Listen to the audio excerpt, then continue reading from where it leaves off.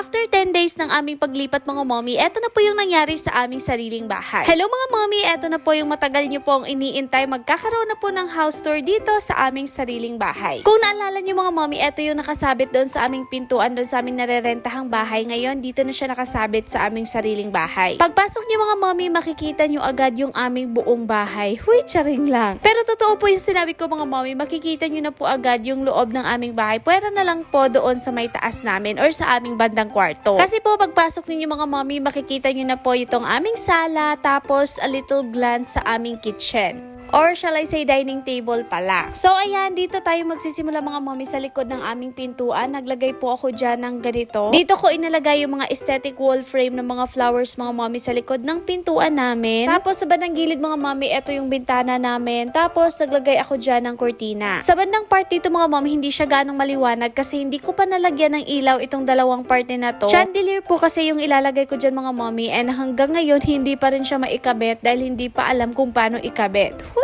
Kaya yung chandelier na ilalagay ko dyan mga mommy, ando nakatenga sa ilalim ng lababo. Dito naman sa bandang side na to mga mommy is itong aming CR. Marami din nagtatanong kung saan ko nabili itong aming pinto ng CR mga mommy, and then kung magkano. 3,700 po namin siyang nabili, and sa Home Depot po namin siya nabili dito sa may bandang Montalban. And eto po yung CR namin mga mommy, wala pa po yung kaayos-ayos. Hayaan nyo mga mommy, kung meron mang pagbabago dito sa aming bahay, lalong-lalo na itong aming CR, malalaman at malalaman nyo yan dahil i-upload ko yan at i-share ko talaga yan sa inyo. Next mga mommy is itong aming sala. Ayan, ito po yung bagong bili namin na sofa. Sobrang dami ring nagtatanong kung magkano namin ito nabili. 13,000 nga pala namin ito nabili mga mommy, and then Euratix po yan siya from Sanyang Furniture. Etong laundry basket ko mga mommy, lagayan ko po yan ng mga nalabhan na, yung mga lilinis na damit na hindi pa natitiklop. Diyan ko siya nilalagay bago ko ilagay doon sa taas. So all in all, ito po yung aking living room. Tapos ito naman po yung aking kusina. Bandang kusina na tayo. Actually mga mommy, balak naming lagyan ito ng sliding door. Pero hindi na muna ngayon dahil wala pa po tayong budget dyan. Pero yan po yung plano namin para pwede na kaming makapaglagay ng aircon dito sa aming sala. Pero hanggang manifesting lang po muna yan ngayon mga mommy dahil wala pa po talaga tayong budget para dyan. Kailangan pa po nating pag-ipunan. Ito nga pala yung bagong dining set namin mga mommy. Ito po siya, 4-seaters. 7,000 naman po ang price neto mga mommy from Sanyang Furniture pa rin. And itong aking Lotus chandelier, ilang beses ko na po yung ibinida sa inyo. Tapos itong aking kitchen. Ang bago lang dito sa aking kusina mga mommy is nilipat ko lang itong aking infrared stove dito sa gilid at pinagsama ko itong mga rack organizer na ito.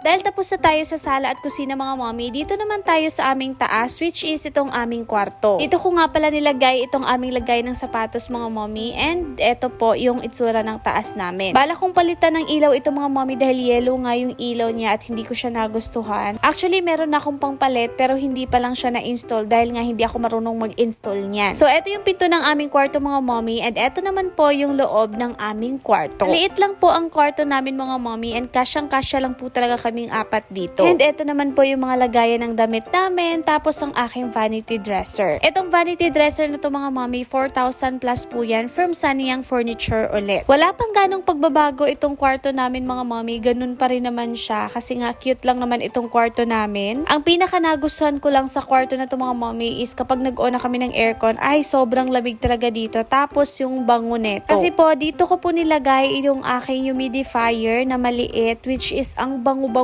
po talaga mga mommy na na-share ko sa inyo. Rechargeable po yan siya mga mommy, and ang tagal maubos ng essential oil niya. Kasi po sinet ko po siya sa number 1, which is every 20 minutes lang po siyang bumubuga ng bango. Ito talaga yung dahilan kung bakit malahotel ang kwarto namin. Ang size pala ng aming bahay mga mommy is 4 meters po yung lapad, tapos 10 meters naman po yung haba niya. Hindi ko kasi alam kung ilang square meter to, kaya yun po sinukat ko siya. So yun lang mga mommy, sana nag-enjoy po kayo sa aking pa-house tour. Don't forget to like, follow, and share this video. Thank you so much for watching. Bye-bye!